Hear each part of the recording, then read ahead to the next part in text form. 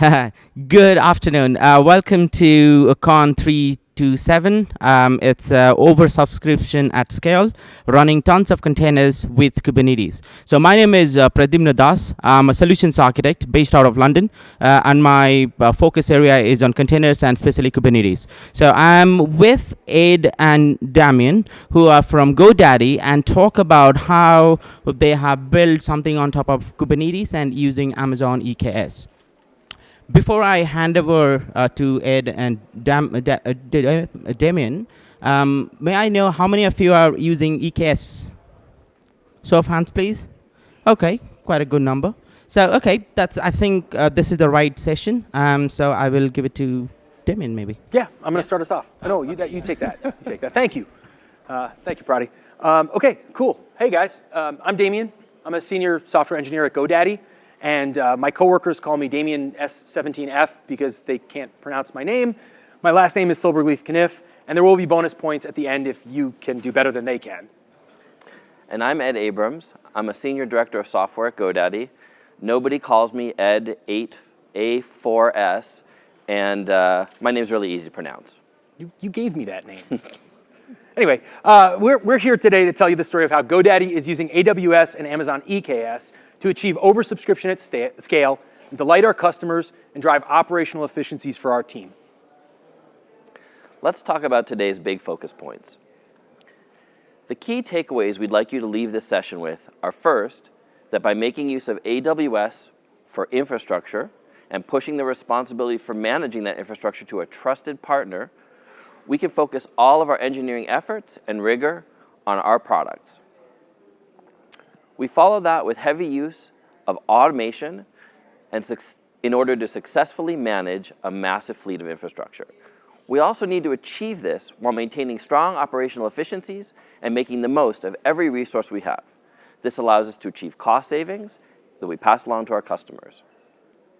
And finally, we developed Somnus, a service idler, and it allows us to run very large Kubernetes clusters with oversubscription at scale, oversubscribing core resources, and allowing us to achieve efficiency at that scale.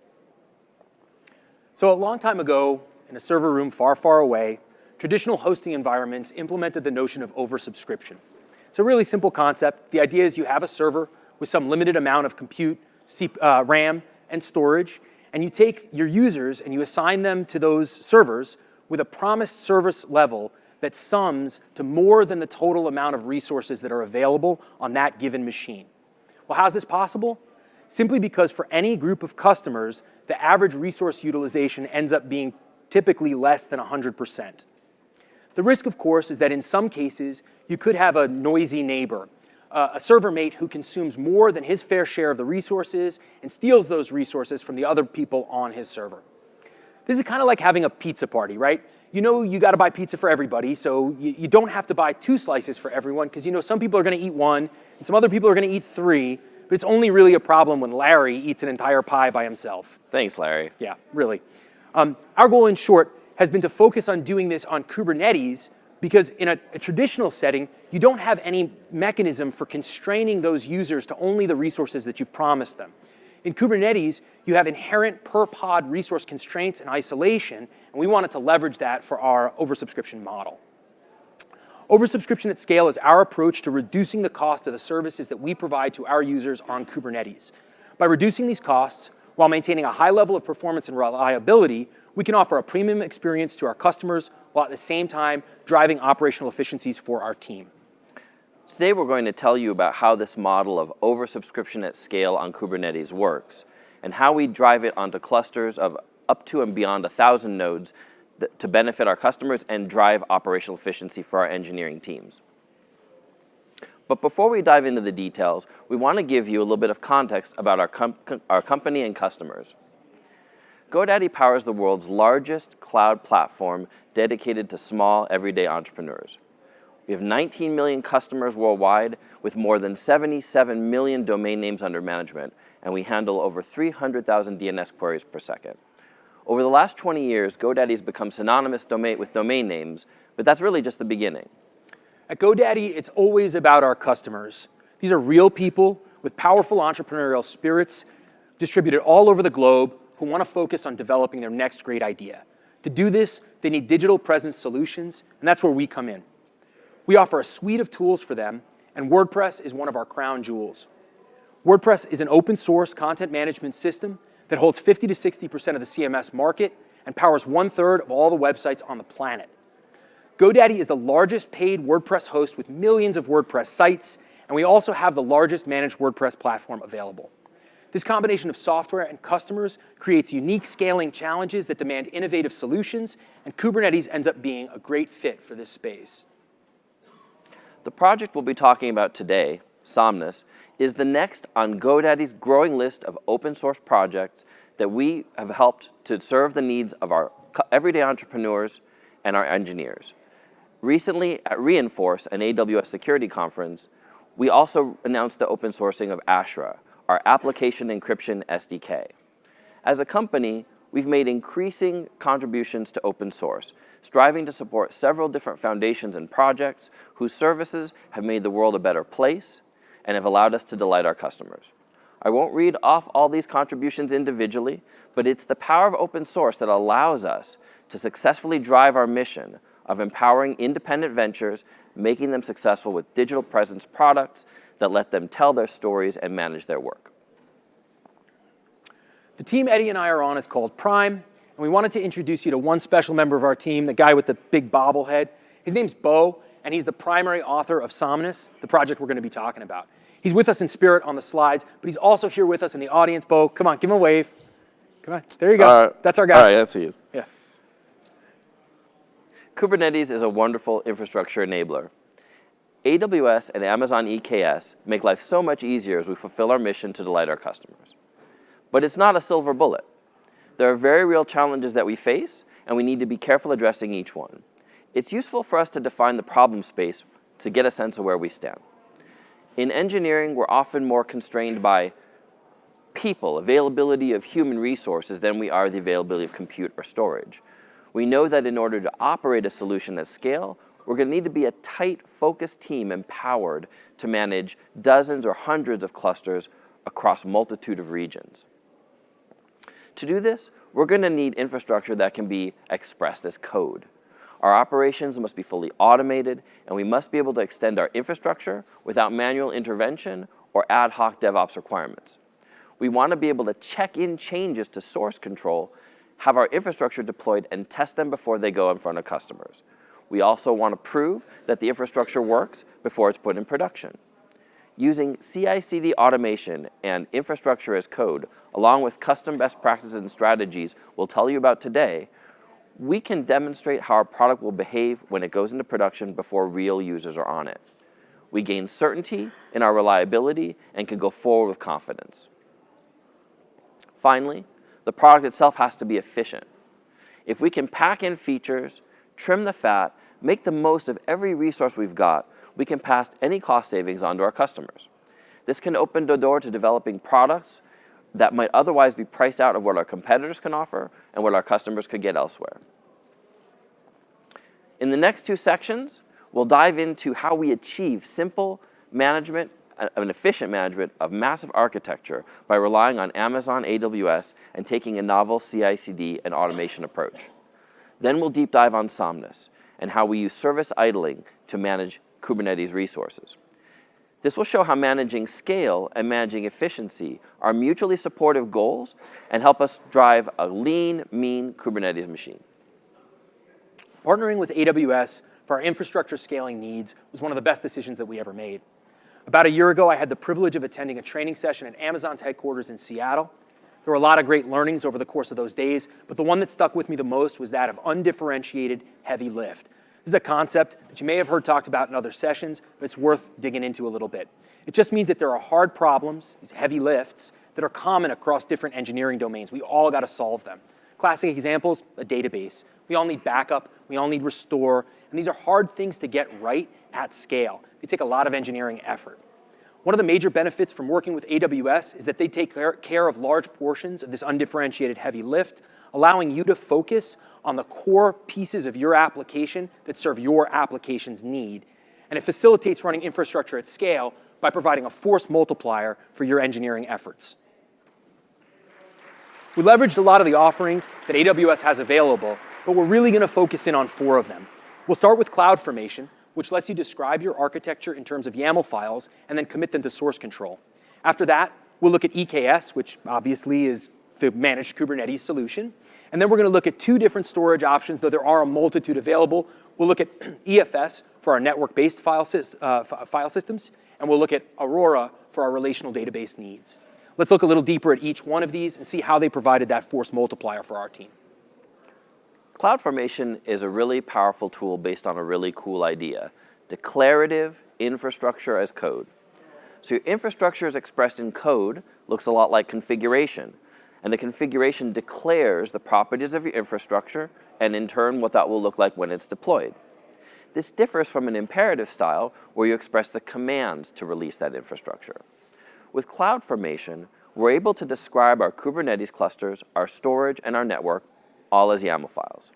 Each of these files then can be checked into source control and deployed into production using CI/CD automation, and they give a clear statement of what the expected state of our environment will be. Moreover, the commits carry descriptions of the changes that were made and can be peer-reviewed before they're being merged. After that, our automation simply takes that stuff, moves it forward in the deployment process, and runs the changes through test environments so we can gain confidence about our production deployments. Exactly.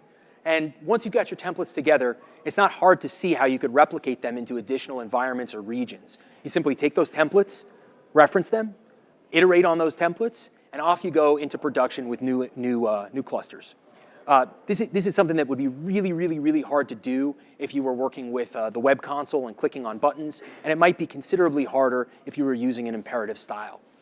CloudFormation is one of the fundamental building blocks in our scaling story, and using it pays dividends very, very quickly. EKS is a great fit for GoDaddy and its Kubernetes needs.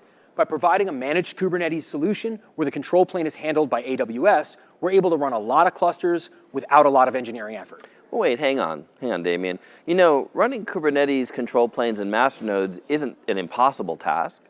In fact, the first version of our product that we developed on-prem and in our own data centers was completely self-managed, and we did it from scratch ourselves.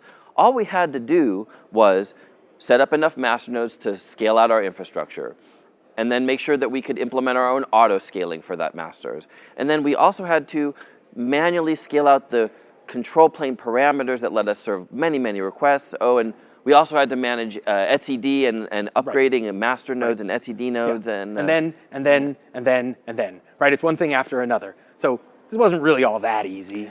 No, I guess you're right. It was pretty hard, even though it was technically possible. Right, it's a heavy lift. Exactly. You're right. By running EKS for our Kubernetes control plane, we sure did save a lot of work, and we could focus our efforts on the engineering work that improves the lives of our customers. Amazon's classic example of undifferentiated heavy lift is the database. I mentioned this a little bit earlier.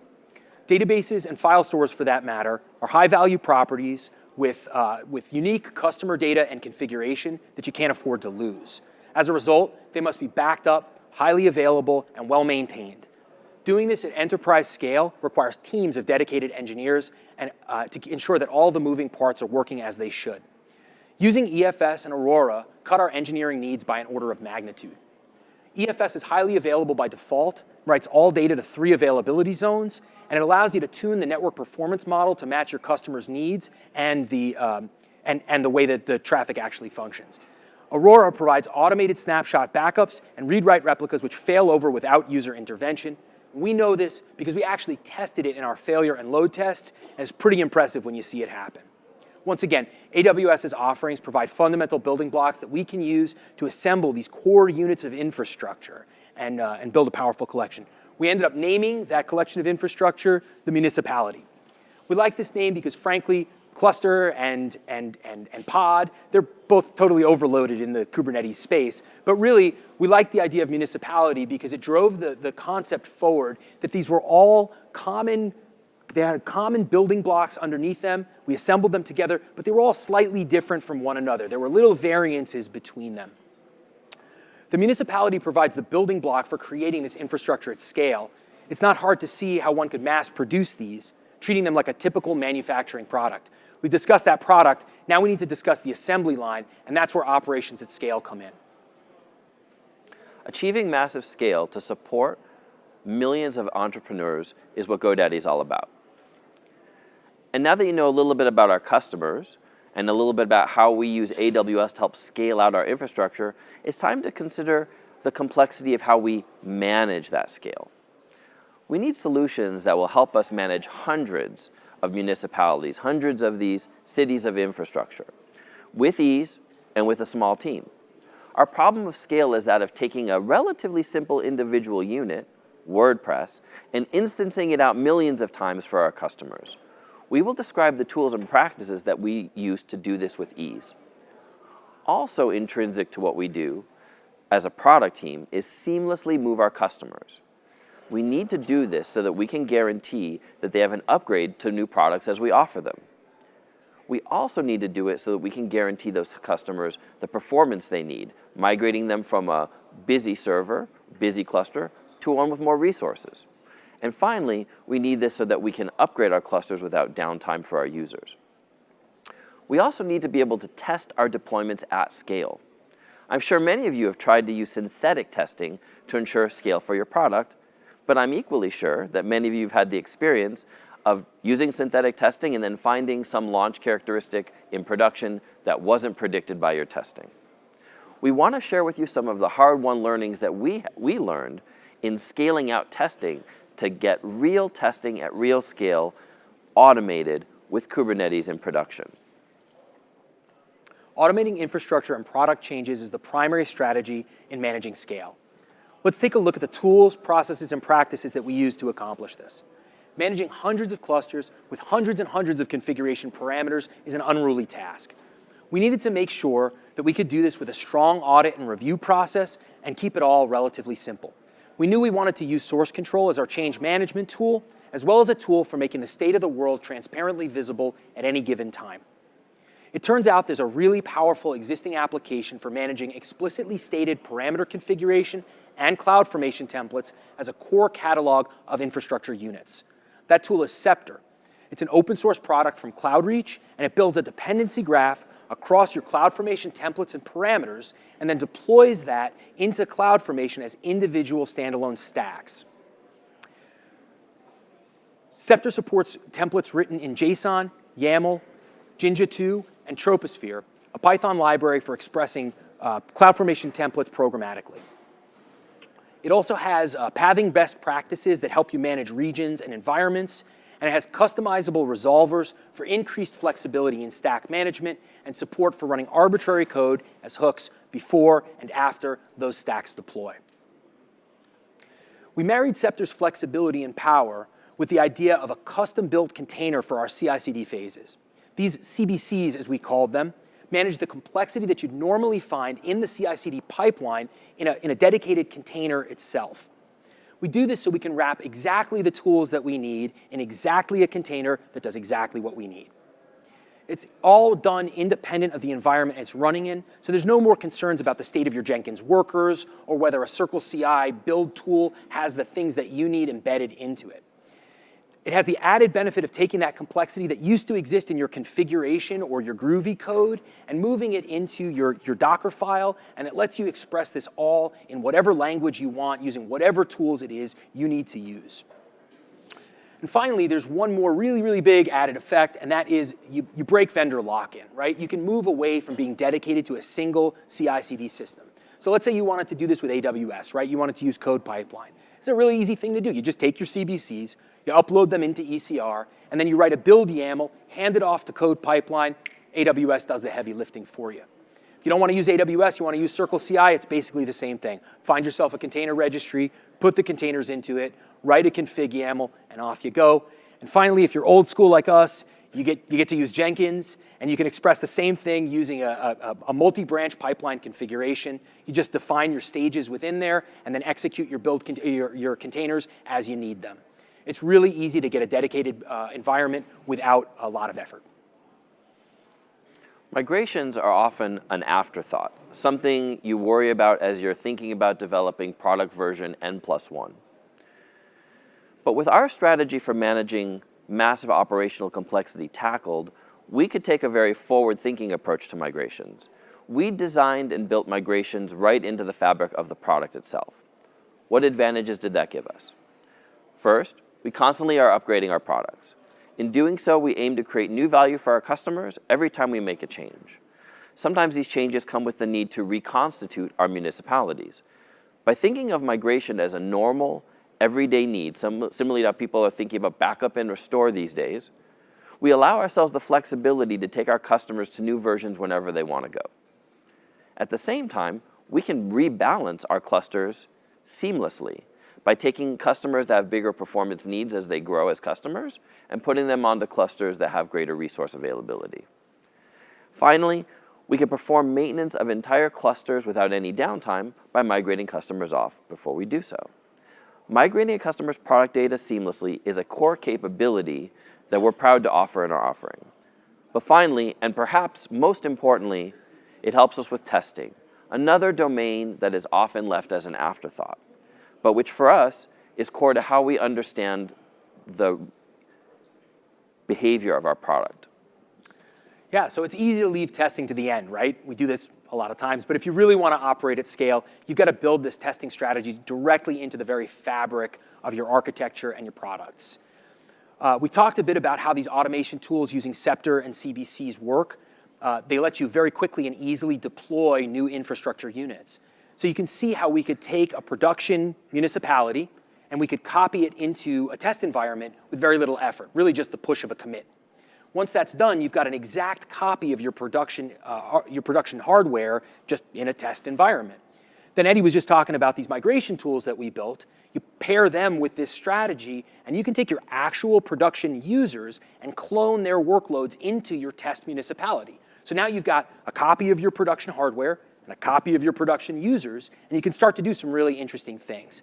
We did this, and then we started doing our load and our failure testing, and we could see how this actually impacted real customers. We could load their sites up and see what was happening as we were doing these things. You can even take all this one step further. We built a traffic replay and amplification system that watches our production request streams and then replays those requests against a target municipality. So again, you've got this clone of your production cluster, you've got the clone of your production users, and now you're actually cloning that production traffic over, and you can do things into that new environment. You can change the architecture, you can take things down, load test, failure test, and really see how this is going to impact things. Again, this is not synthetic testing, right? This is the real deal. Oh, operations is all about getting it done. There are many paths to doing DevOps, and a product like this one, you might staff a large team and scale that team linearly as you get more and more customers onto the product. Unfortunately, that linear scale, it's not going to be cost effective as you reach your millions and millions of users. Instead, the idea is to build automation tools, to build the robots, to program those robots, and then hope they don't come alive and take over all of humanity. There was originally supposed to be a Terminator on this slide, and so that joke goes alongside that, but without the Terminator, it's not funny. So Eddie, just go on to the next thing. Here we go. So now we know how we're going to manage this really big collection of municipalities. But how do we make the most use of every Kubernetes worker node we've got? Let's set up the problem. In your typical hosting environment, you have several large servers that each host, say, hundreds or thousands of users' websites. Because most of those websites don't consume disk space, say, up to the user's service quota, you can oversubscribe that disk, which is to say, suppose you have 1,000 users who have a quota of 100 gigs each. You could safely store those users, in the typical case, on a 5 terabyte disk array. Why is that? It's because their average usage almost never really goes over that watermark. And if somebody's usage does, and the disk becomes close to real, actually 100% subscribed, those migration tools then allow us to take a user off of a heavily subscribed server and put them onto a less subscribed server. And this is why those kinds of migration tools are very common in these kinds of oversubscribed environments. In this way, you achieve very high operational efficiency. You get high site density, sites per node. And because of this, even if you have fairly expensive, maxed out server nodes, you can reduce your cost per site to a very low value. This makes it less expensive for your customers while they still get a premium product. It's both practical from an engineering point of view, because your usage is now going to be relatively homogeneous across your fleet, and good for your customers, because their price is going to get driven down. But Kubernetes does not, by default, support this model. From the scheduler's perspective, a running pod consumes its share of resources the moment it comes into existence, regardless of how many requests it's actually taking. In other words, if you were to look at your Prometheus metrics, what you'd see is that the scheduler thought the cluster was full at around 40,000 pods, but if you looked at your servers, you'd see they were actually running pretty cold with very low CPU and RAM consumed. In a hosting scenario, a maxed out Kubernetes cluster will not actually be operating at full capacity. We can do better. We can amortize the cost of this big cluster more efficiently. A natural thought on how to do this would begin, let's come up with a way to automatically take unused pods, whatever that might mean, and set their deployment count all the way to 0. This will cause the resources to be freed. Let us deploy more pods that are actually active into the cluster. If you have a situation, say, where 50% of a worker node's pods are inactive in this way, you could theoretically then choose some bound somewhere between that 50% level and 50% more than that, where you could oversubscribe those pods onto that server. It's pretty easy, right? Yeah, well, not exactly. The problem is once you remove the pod from the cluster, its endpoint goes away.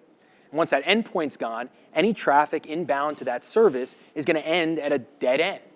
So intuitively, what you want to do is somehow retain that endpoint, and when a request comes in, quickly wake up the pod that's supposed to service that request and reattach the request to it. Under the covers, you want that request to tickle the activity metric that causes scaling changes to happen. In this case, because it's a new request to a sleeping pod, you'd want to go from a replica count of 0 to a replica count of 1. Once that pod is alive and routable, that connection that you're holding open could then be forwarded off to that new pod, and ideally, you do this so cleanly that even the first request to a sleeping pod wouldn't see a 503 or other connection error. Instead, the traffic would be successfully fielded by the pod, and the user would see the site that she requested. Finally, you need that behavior, that handoff, to be fast, right? You want the person who's accessing the site, even for the first time, to see no appreciable lag. This would be your biggest success metric. So we weren't the first people to consider this idea, which we thought was really cool and made us feel confident that we were onto something here and we weren't just imagining an opportunity in this space. About a year ago, we stumbled on a seminal project in OpenShift that had a piece of this puzzle already built. It was an idler controller that could idle resources, setting their replica count to 0 in response to attribute changes on a custom idler resource. We were very excited. Some of the heavy lifting had already been implemented, and it had been done so as open source. What we needed to do to complete this puzzle was deal with the network-based idling. We had to ensure that that story for Somnus had had 3 key lifecycle phases. Right. So during the first phase of the lifecycle, the Somnus sidecar and Somnus Envoy proxy injected into a deployment would surface a network connections metric and watch for that metric to go below a threshold. When it does, the sidecar would regard the parent pod as sleeping or idled and set an attribute of a related Somnus idler resource to want idle equals true. This is the signal to the system that the resource is ready to be slept. In the second phase, the OpenShift idler controller notices an idler resource with the want idle flag set to true and looks to reconcile this with the state of the rest of the deployment. It does so by recording the deployment's replica count into the idler resource and then setting the deployment replica count on that deployment to 0, causing the Kubernetes scheduler to reap the resources associated with that deployment. Then the Somnus agent marks the endpoint's resource for that deployment as idled so that the Somnus proxy, a replacement for kube proxy, can start listening for incoming connections in user space. Finally, in the third phase, a new connection comes in. For a slept resource, it lands now in the Somnus proxy rather than in the kernel routing. Here, the connection's held open, an event is raised signifying the need for a new pod. That event's handled by the Somnus agent, which sets wattidle back to false on the appropriate Somnus idler resource. This causes the OpenShift controller now to work in reverse, taking action by noting the old replica count from the idler resource and setting that replica count on the deployment. Kubernetes scheduler notices this, comes online, and starts loading pods. At the same time, Somnus proxy has held open those connections, delivers them to the pods, and then returns control of future routing back to the kernel. Cool, awesome. That's great background, but a picture is worth 1,000 words. So let's go ahead and look at some diagrams, and we'll walk through this whole process, and I think it'll set in for you guys. So we're going to start with a basic vanilla Kubernetes installation. Here you can see two views in this picture. We have a namespace view on the that side. I was going to say the left, but I don't know, it's backwards. And then on the right side, you can see a node view. In the namespace view, we're going to see the creation of resources. They're going to be created and destroyed. And in the node view, we're going to see the actual path of traffic as it comes into a node and is routed into the resources that are supposed to answer those requests. Here you've got a clean namespace. There's nothing installed. And we haven't put any special components into our cluster. So next, we deploy a standard vanilla workload into the cluster. It's just a deployment with a replica count of 1 and a service that fronts that deployment. You can see the state of the deployment in the namespace view. And in the node view, you can see that traffic bound for the target is connected to it via the kernel's routing table. Kube proxy's hanging out, not really doing much, as routing decisions right now are left to the kernel. This is a pretty standard view of a Kubernetes deployment. So we can manually scale that deployment down to 0 by using kubectl. And we'll see the view that looks something like this. We can see the pods have been reaped, but your deployment and your service are still healthy and functional in the cluster. Unfortunately, any traffic bound for this service is going to hit a dead end at the kernel routing stage. There's nowhere for that traffic to go, and this is going to be a really bad experience for your users. Obviously, we can then scale back up from 0, in this case to a replica count of 2. We can see the pods are created, they return to existence, and again, the kernel routing mechanism is in place, and all that traffic lands in the pods where it's supposed to go. As we've said, all of that so far is just standard Kubernetes, but we want to add something to that.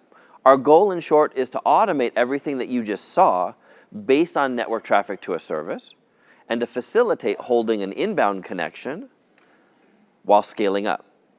This way, a customer never sees a 503 or a hung connection that would otherwise have been a standard behavior. How do we do this? Beyond the OpenShift idler controller, we need 4 components: the Somnus idler, the Somnus sidecars, the Somnus agent, and the Somnus proxy. So let's jump back into the diagrams now with those added to the story to see what that looks like. Cool, so here's an updated view of our cluster. We've added this cluster view at the bottom just because we're going to install some components cluster-wide. Let's start looking at the namespace view. You can see we've added the Somnus idler custom resource. And you can see that the pods, they now have this glowing halo around them. That represents the addition of the Somnus sidecars. Those sidecars can be added by decorating your deployment with a simple annotation and then cycling the pods. When they come back up, the Somnus agent will inject those sidecars for you to facilitate network-based idle and unidle. In the cluster view on the bottom, you'll see 2 key cluster components: the OpenShift idler controller and the GoDaddy Somnus agent. And in the node view, you'll see that we've swapped out kube proxy for the Somnus proxy. Even though we've made these changes, you can see that network traffic is still flowing through the kernel's routing mechanism, for example, IP tables or IPVS, and on to the pods. With everything in place, we're ready for traffic to die off and for Somnus to take over. And there it is. It just happened. Traffic just died off. It dies off. You can see there's no more arrows coming into the node view, and we're ready for Somnus to take over. So first, the sidecars, one, an Envoy proxy surfacing a network metric, and the Somnus sidecar watching for that metric, notices that traffic's been idle for a threshold period of time. Then the Somnus sidecar reaches out and sets that want idle flag to true on the corresponding Somnus idler resource. Next, the OpenShift service idler controller notices the need to idle and gets to work. It records the previous scale of the deployment on the idler resource and then scales that replica count on the deployment down to 0. This kicks off a scale down event, which is reconciled by the scheduler. The pods are reaped, and things look a lot like the vanilla cluster did when we used kubectl to set our replica count to 0. Meanwhile, the Somnus agent has been watching for these idle state transitions, and when it sees a resource go from active to inactive, it updates the endpoints resource that corresponds with the service, setting a flag on that resource to idled. After this, the Somnus proxy will notice the idled endpoints and open a user space proxy to listen for that traffic. You can see that with the green line that's now connecting the service into the Somnus proxy. All traffic bound for that service will end up in that Somnus proxy, and now we can do some really fun things. At this point, the service is sleeping, and any additional resources that were being used have been freed up for the cluster to make use of elsewhere. Now we're entering that third phase, the third phase of the lifecycle. Traffic resumes to the service in question. This time, though, the traffic enters the node through the user space proxy in Somnus proxy, and the connection is held open. At the same time, a need pods event is raised. The Somnus agent handles this event and reaches out to the appropriate Somnus idler resource, sending idle flag back to false. The OpenShift controller notices this, starts working in reverse, and this time it restores the previous state using the data stored in the idler resource and sets the replica count on the deployment back to that value. Pods are scheduled, become available. And the Somnus agent also watches those state transitions, this time noticing that we're going from the idled state to the unidled state. When it sees this, it finds that endpoints resource and clears that idled flag. All new connections then flow through the kernel routing mechanism to the pods, just like they would in a vanilla cluster. Any connections which the Somnus proxy has held open are delivered to those newly provisioned pods, and users never know that the service they were just calling was sound asleep but a moment ago. Finally, all open connections have been delivered to running pods. New connections flow directly to the pods, and the system is in a nominal state, ready to repeat the process when traffic falls off. We did it. Now we have a solution that will allow us to increase pod densities, bring down cost per site, and still maintain a high quality of service for our customers using the ingrained Kubernetes features to prevent noisy neighbors. So now that you know how this oversubscription model works, I'm sure you're really eager to start packing your clusters to the brim. But you can't just keep adding instances of your application into a cluster until it's completely maxed out with active pods. If you did, once any of those sleeping services were woken, you could trigger a rescheduling cascade or simply fail to handle the request at all. So how do you figure out how many extra instances you can put into your cluster? Well, one size doesn't really fit all here. Every application is quite different in its resource profile and its activity patterns. So rather than trying to reason about this a priori, you're going to have to look at your application and understand what its functional profile actually looks like. What a concept. Yeah, it's really not novel. Know your users, know how they work. So let's take a look at some of the discoveries we made when we examined our application. When we were thinking about how we wanted to scale up our Kubernetes clusters with Somnus for our managed WordPress product, we naturally did some analysis of traffic patterns that we saw on our version 1 of the product, which has millions of users on it across the world. We noticed immediately that over 50% of the sites were not accessed even every day.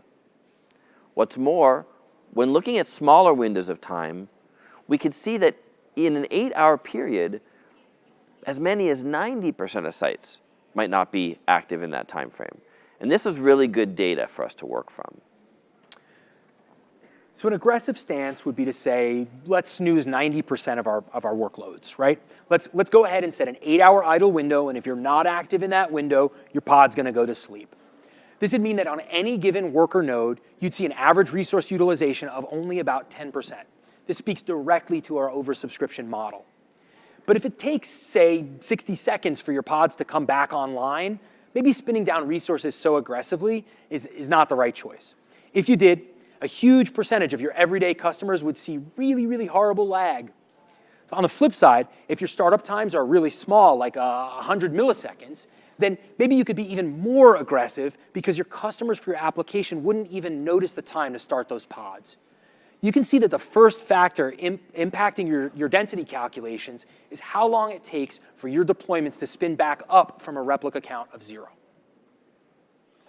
However, the other limiting factor, that of not wanting to have too many pods on a worker, even if they're sleeping, indicates to us that we must set some kind of a high watermark for oversubscription.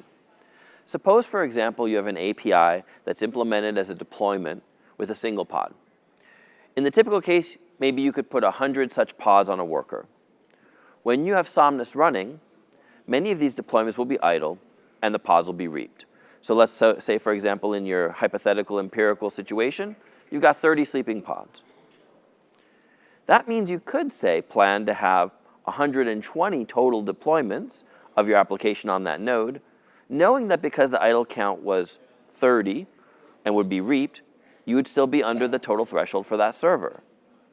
Empirically, then, you just observe that over time. Maybe in the hypothetical case, you notice that with that oversubscription level, your server's still only at about 60% utilization. That might be a hint that you can bump up the oversubscription to 130%. Put 30 extra deployments on there. Observe that.